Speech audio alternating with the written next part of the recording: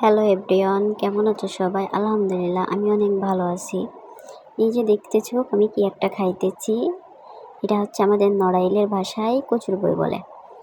আমার মা কচুর বই দিয়ে ছোট চিংড়ি দিয়ে খুব মজা করে রান্না করে।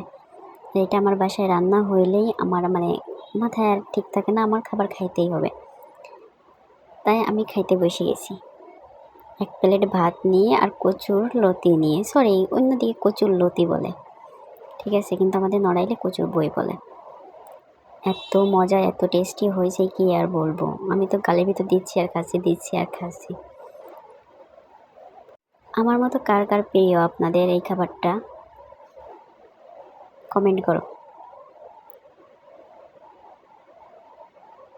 খুবই মজার খাবার, ঠিক আছে।